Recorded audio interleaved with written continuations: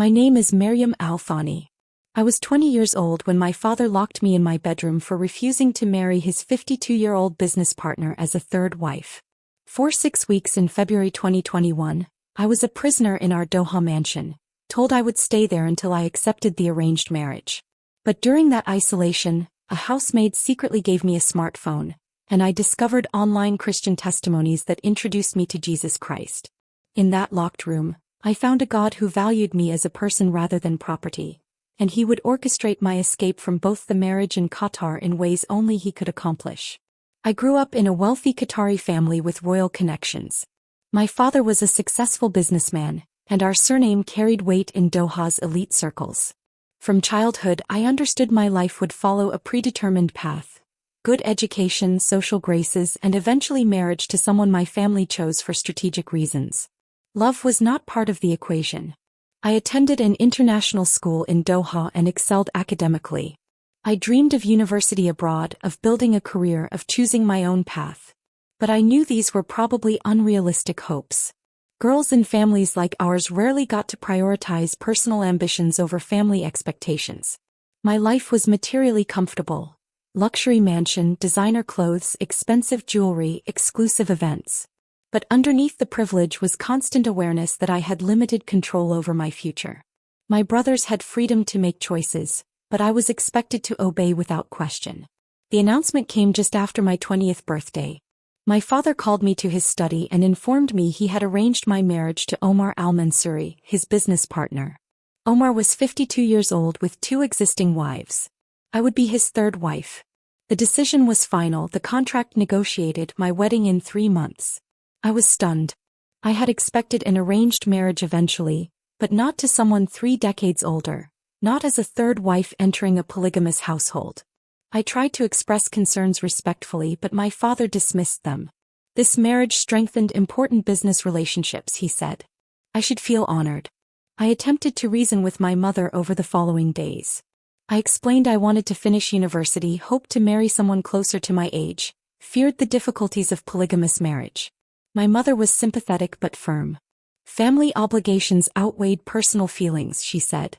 I would adjust. On February 3, 2021, I gathered courage I didn't know I possessed and told my father directly that I couldn't marry Omar. His response was explosive rage. How dare I refuse? What dishonor I was bringing on the family. His solution was immediate. I was sent to my bedroom and heard the lock click from outside. My phone was confiscated, laptop removed, internet access cut off. I would remain imprisoned until I accepted my duty. The first week was agonizing. I alternated between anger and despair. The injustice overwhelmed me. An adult treated like a disobedient child, imprisoned for wanting a say in my future. My mother visited daily with meals, trying to convince me to accept the marriage, painting pictures of comfortable life as Omar's wife while avoiding the reality of being the youngest wife competing with 2 others. The isolation was crushing. My beautiful room became a cage. Days blurred together. Wake, eat, stare at walls, try to sleep. The boredom was numbing, but worse was the hopelessness. After 3 weeks, something unexpected happened. Layla, a Filipino housemaid, came to clean my room. She looked at me with genuine sympathy and whispered that she knew what I was experiencing. She had been forced into marriage young herself. Before leaving, she slipped something under my mattress. After she left, I found a small smartphone hidden there. The phone had internet access and VPN to hide browsing activity. For the first time in weeks, I could connect with the outside world. I searched desperately for help. Organizations assisting women escaping forced marriages, legal resources, anything offering hope. During these searches, I stumbled across Christian testimonies from Muslim women who had escaped similar situations. Their stories captivated me. They described encountering Jesus Christ and discovering freedom, dignity, and worth they had never known. They spoke of a God who loved them personally, who valued women as his daughters. Have you ever been so desperate that you were willing to consider ideas you had always dismissed? That was my reality as I discovered through a hidden phone that perhaps the God I needed wasn't the one I had been taught to fear. I spent hours over the following days reading Christian testimonies and watching videos of Muslim women who had converted to Christianity. Their stories shared common themes. Discovering Jesus offered freedom from oppressive cultural practices, experiencing God's personal love rather than distant obligation, finding worth as individuals rather than as property belonging to male relatives. One testimony particularly impacted me. A Saudi woman described being imprisoned by her family for refusing an arranged marriage, exactly like my situation. She spoke about how reading the Bible transformed her understanding of God and women's value. In Islam, she had been taught that women were deficient in intelligence and religion, that their testimony was worth half a man's, that paradise lay beneath their husband's feet. But in Christianity, she discovered that women were created equally in God's image, that Jesus treated women with unprecedented dignity, that salvation was offered to all regardless of gender. I was raised Muslim, but my family's practice was cultural rather than deeply religious. We observed Ramadan, avoided pork and alcohol, and maintained Islamic identity for social reasons. But I had never seriously examined what Islam actually taught about women until now, when my own situation forced me to confront those teachings directly. I began researching Islamic texts about women, verses about obedience to husbands, about men's authority over women, about polygamy as a man's right. I had accepted these teachings vaguely my entire life, but reading them carefully while imprisoned for refusing a polygamous marriage made them feel oppressive rather than divine. Was this really what God wanted for women? To submit without question to arrangements made by men? The contrast with Jesus' treatment of women was striking. I read gospel accounts online. Jesus defending the woman caught in adultery, conversing respectfully with the Samaritan woman despite cultural taboos, appearing first to women after his resurrection. He valued women as disciples and witnesses, treating them as persons with minds and spirits worth engaging rather than as property to be controlled. I watched a video testimony from an Egyptian woman who explained that Christianity offered relationship with God rather than just religious rules. In Islam, Allah was distant and unapproachable, she said. Prayer was ritual obligation, not genuine conversation. But Jesus invited personal relationship, promised to hear prayers, offered intimacy with the divine that she had never experienced as a Muslim. This resonated deeply with my own spiritual emptiness. I had performed Islamic prayers my entire life, but they felt mechanical, Arabic phrases I recited without real connection or expectation of being heard. The idea that I could actually talk to God, that He cared about my individual circumstances and listened personally, was revolutionary. I began praying tentatively to Jesus during those isolated weeks. I didn't know if I was doing it correctly, didn't understand theology fully, but I started speaking honestly to Him about my fear, my desperation, my desire for freedom. And surprisingly, I felt something I had never experienced during Islamic prayers. A sense of being heard, of speaking to someone who actually cared about my specific situation. I found a website with the Bible in Arabic and started reading the Gospels. The Jesus I encountered was completely different from the Prophet Isa that Islam acknowledged. He claimed to be God Himself, accepted worship, forgave sins, actions that would be blasphemy if He weren't actually divine. His teachings about loving enemies, about God's care for individuals, about freedom from religious burdens spoke directly to my imprisoned heart. One passage particularly struck me, Jesus saying, "Come to me, all who are weary and burdened, and I will give you rest. Take my yoke upon you and learn from me, for I am gentle and humble in heart, and you will find rest for your souls." I was weary from cultural burdens I had carried my entire life. The offer of rest, of a gentle God who valued me personally, was almost too good to believe. After 4 weeks of reading and prayer, I made a decision that would change everything. Alone in that locked bedroom, I surrendered my life to Jesus Christ. I didn't fully understand all the theology, couldn't articulate sophisticated arguments, but I knew I had encountered truth and love I had never experienced before. I prayed simply, telling Jesus I believed He was who He claimed to be, asking Him to save me and somehow deliver me from this impossible situation. The peace that followed was profound. My circumstances hadn't changed. I was still locked in my room, still facing forced marriage. But something inside me had shifted. I no longer felt completely alone or helpless. I had found a God who saw me, valued me, and I trusted He would work on my behalf even when I couldn't see how. Have you ever experienced hope in seemingly hopeless circumstances? That was my reality as I became a Christian in secret, locked in a Qatari mansion, trusting that Jesus would somehow provide a way of escape. My conversion to Christianity happened in week 4 of my imprisonment, But I carefully hid this from my family. Qatar was an Islamic state where apostasy was both religious crime and social betrayal. If my family discovered I had become Christian, the consequences would be severe. They might resort to violence or more extreme measures to correct what they would consider spiritual corruption. I continued using the hidden phone to connect with Christian resources online. I joined online support groups for women escaping forced marriages and for Muslim converts to Christianity. These communities provided practical advice alongside spiritual encouragement. Many members had successfully escaped similar situations, and their guidance would prove crucial. One contact particularly helped me. Sarah, a British woman who worked with an organization helping persecuted Christians escape Middle Eastern countries. When I shared my story through encrypted messaging, she immediately began developing an escape plan. Qatar's wealth and stability meant fewer refugees compared to war-torn countries, but the organization had helped Qatari women flee before. Sarah explained that leaving Qatar legally required male guardian permission for women under 25. My father would never grant permission, especially while forcing me into marriage. I would need to leave illegally, which carried enormous risks. If caught attempting to flee, I would face imprisonment and my Christian conversion would likely be discovered during investigation. The plan Sarah developed was complex.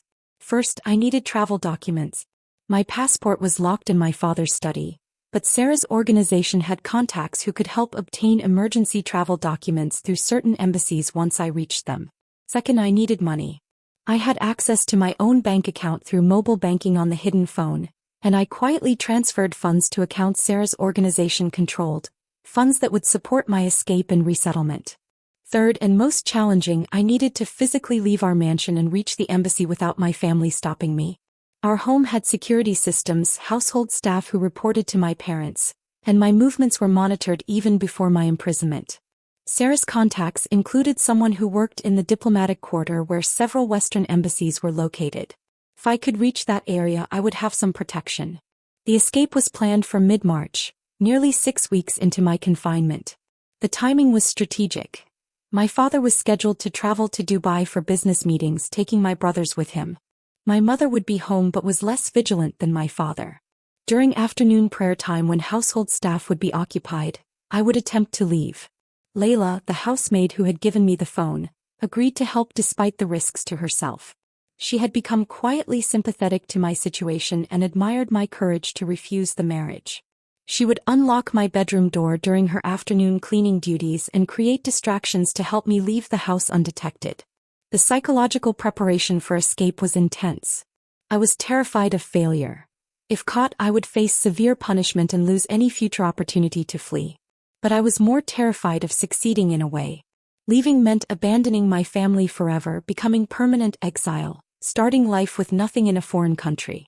Everything familiar would be gone. I prayed constantly during the final days before the planned escape. I asked Jesus for courage, for the plan to succeed, for protection during the dangerous attempt.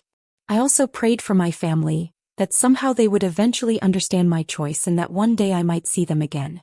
My mother visited the day before the planned escape, making one final appeal for me to accept the marriage. She described the wedding preparations underway, the guests who had been invited, the shame if I continued refusing. She said she loved me and wanted me to be part of the family's future. Her words broke my heart because I knew that tomorrow I would disappear from her life and she would consider me a traitor. That night I barely slept. Fear, excitement, grief, and hope battled in my mind. I reviewed the escape plan repeatedly, trying to anticipate what could go wrong. I packed a small bag with essential documents, some clothes, and the hidden phone. I prayed until exhaustion finally brought fitful sleep. Morning came, March 14, 2021. My father and brothers left for the airport. My mother settled into her daily routine. The household staff began their duties. And I waited for afternoon prayer time, when Layla would unlock my door and my desperate bid for freedom would begin. Have you ever faced a moment when everything you had been hoping for came down to one dangerous attempt? That was my reality as I prepared to risk everything for freedom I might not survive to enjoy. The afternoon of March 14th moved with agonizing slowness. Every minute felt like an hour as I waited for prayer time. I had memorized the plan. Layla would unlock my door at 2:45 p.m. during her cleaning rounds. At 3 p.m., the call to Asr prayer would echo and most household staff would pause for prayers. That 15-minute window was my opportunity. At 2:45, I heard the lock click. Layla opened the door, handed me a housemaid's abaya and headscarf for disguise, whispered, "Go with God," and disappeared down the hallway to create a distraction in another part of the house. I quickly changed into the disguise, grabbed my small bag and stepped into the hallway for the first time in 6 weeks. My legs felt weak from weeks of minimal movement, but adrenaline pushed me forward. I took the servants' staircase rather than the main stairs, moving as quietly as possible. Every sound made my heart race. Footsteps elsewhere in the house, voices from the kitchen, the usual noise of a large household that now felt threatening. I reached the ground floor and headed toward a side entrance used by staff. As I approached the door, I heard my mother's voice nearby. She was speaking with someone about wedding preparations, discussing flower arrangements for a marriage I would never attend. The sound of her voice nearly broke my resolve. This was goodbye forever and she didn't even know it. The side door was unlocked as Layla had promised. I slipped outside into the afternoon heat, staying close to the perimeter wall where hedges provided cover. The property's main gate was monitored by security, but there was a service entrance used by delivery drivers. I made my way there, praying the guard would be distracted or absent. When I reached the service entrance, I saw the guard was indeed away from his post, another part of Layla's distraction plan. I quickly opened the gate and stepped onto the street outside our compound for the first time in 6 weeks. Freedom felt surreal and terrifying. I had mapped out the route using the hidden phone. The diplomatic quarter was approximately 4 kilometers away. Walking would take nearly an hour in the heat, but using a taxi was risky. Drivers might remember a young woman traveling alone. I began walking quickly, trying to look purposeful rather than frightened. The journey felt endless. Every passing car made me fear my family had discovered my absence and sent people searching. Every pedestrian seemed to stare suspiciously. I prayed continuously, asking Jesus to make me invisible, to protect me, to get me safely to the embassy. About 20 minutes into the walk, I heard sirens in the distance. Panic flooded through me. Were they looking for me already? I ducked into a shopping area, pretending to browse store windows while watching the street. Several police cars passed, but they continued without stopping. Perhaps the sirens had nothing to do with me, or perhaps my family hadn't yet discovered my escape. After 45 minutes that felt like hours, I finally saw the diplomatic quarter ahead. The area housed embassies from various countries, all with enhanced security. Sarah had arranged for me to approach the Canadian embassy, where her organization had contacts willing to help. I walked toward the Canadian embassy entrance, my heart pounding. Security guards stood at the gate and I knew this was the moment of truth. If they turned me away, if they called Qatari authorities, my escape would end in disaster. But if they granted me entry, I might actually survive this. I approached the guards and spoke the words Sarah had coached me to say. I am seeking refuge due to religious persecution. I have converted to Christianity and face danger from my family. Please help me. The guards exchanged glances. One spoke into his radio while the other asked me to wait. Minutes passed that felt eternal. Then a woman emerged from the embassy building. A Canadian diplomat who had been briefed by Sarah's organization about a potential refugee. "Come inside," she said gently. "You're safe now." As I stepped through the embassy gate, leaving Qatari soil symbolically behind, I collapsed emotionally. Tears of relief, grief, terror, and gratitude poured out. I had actually escaped. Jesus had carried me through the impossible. But everything I had ever known was now permanently behind me. Have you ever achieved something you desperately needed but that cost you everything familiar? That was my reality as I entered the Canadian embassy, free but also utterly alone in ways I was only beginning to comprehend. The Canadian embassy became my sanctuary for the next 3 weeks while my asylum claim was processed. The diplomat, Jennifer, had been briefed by Sarah's organization and immediately began working to secure my safe passage out of Qatar. My case was complicated. I was a Qatari citizen from a prominent family, and my disappearance would cause diplomatic tensions once discovered. Within hours of my arrival at the embassy, my family realized I was missing. My father returned from Dubai immediately and began searching frantically. The embassy received calls from Qatari authorities demanding my return, claiming I was a mentally unstable young woman who needed family care. My father couldn't publicly admit I had refused an arranged marriage and converted to Christianity without bringing shame on the family, so he manufactured stories about my supposed psychological problems. The embassy refused to hand me over, citing my right to seek asylum based on religious persecution. But the situation was delicate. Qatar and Canada maintained diplomatic relations and my case threatened to strain those ties. Jennifer worked tirelessly, coordinating with her government and with Sarah's organization to expedite my departure before political pressure forced a different outcome. During those 3 weeks I had no contact with my family. I wanted desperately to explain to my mother why I had fled, to help her understand that I wasn't rejecting her but escaping a system that treated me as property. But any communication would reveal my location and endanger the asylum process. The silence felt like abandonment, but it was necessary for survival.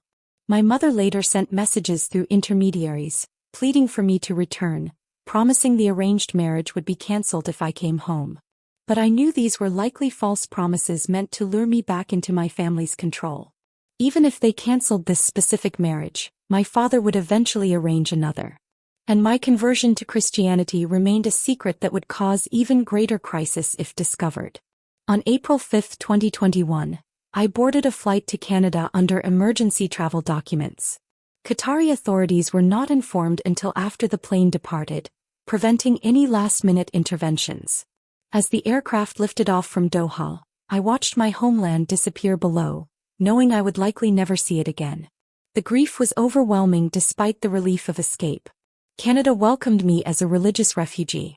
The asylum process took several months of interviews and documentation, but my case was strong.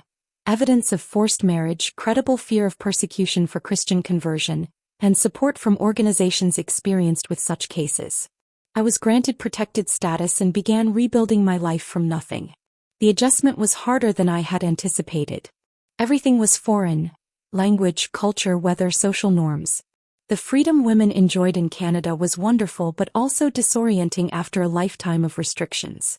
I could wear what I wanted, travel alone, make my own decisions. Yet I had no family, no support system, no sense of belonging. The Christian community that welcomed me became my new family. A church in Toronto adopted me, helping with practical needs: housing, job training, language classes. They celebrated my escape and supported me through the trauma processing that followed. For the first time in my life, I could worship Jesus openly, attend church without fear, identify myself as Christian without risking my life. My baptism 6 months after arriving in Canada was one of the most meaningful moments of my life.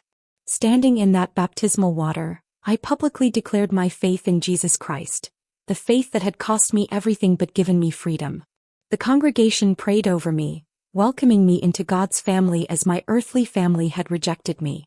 Today, 3 years after fleeing Qatar, I work with organizations helping women escape forced marriages and religious persecution.